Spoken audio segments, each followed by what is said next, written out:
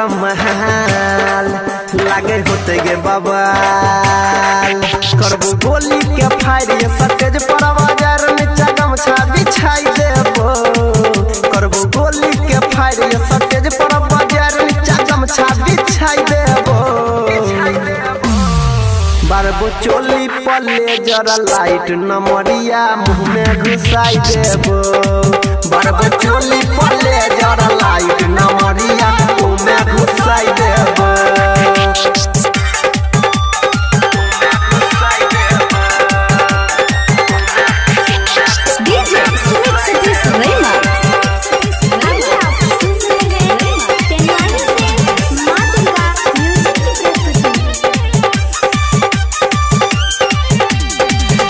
सभे तो हर दीवाना गे चलतो ने कवनो बहाना गे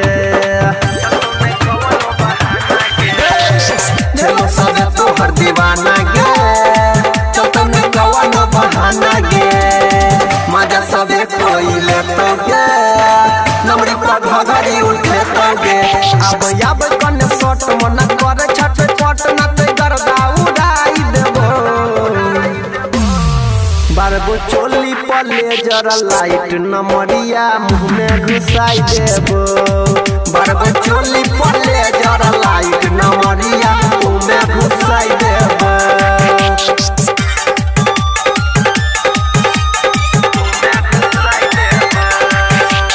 डीजे सुमित सतीश रेमा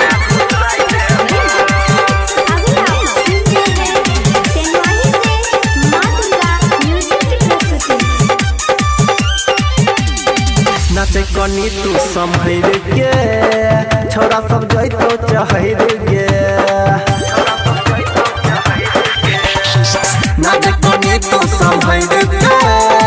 छोरा सब जइतो चहर गे चलो जे छोटे का सामान गे ये तो सभे ताना महिदे गे हटे कनी दूर मजा देबो भरपूर अनिल अंकित के संगे भेजाई देबो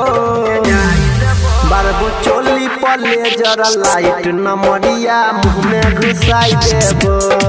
बारबो चोली पले जरा लाइट नमरिया मुंह में घुसाई देबो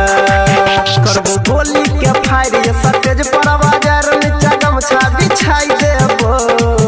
करबो गोली के फायर ये सटेज पर बाजार नीचा गमछा बिछाई देबो बारबो चोली पले जरा लाइट नमरिया मुंह में घुसाई देबो बारबो चोली पले जरा लाइट नमरिया मुंह में घुसाई देबो मिक्स बाय डीजे प्रवीण करियोत बाजार।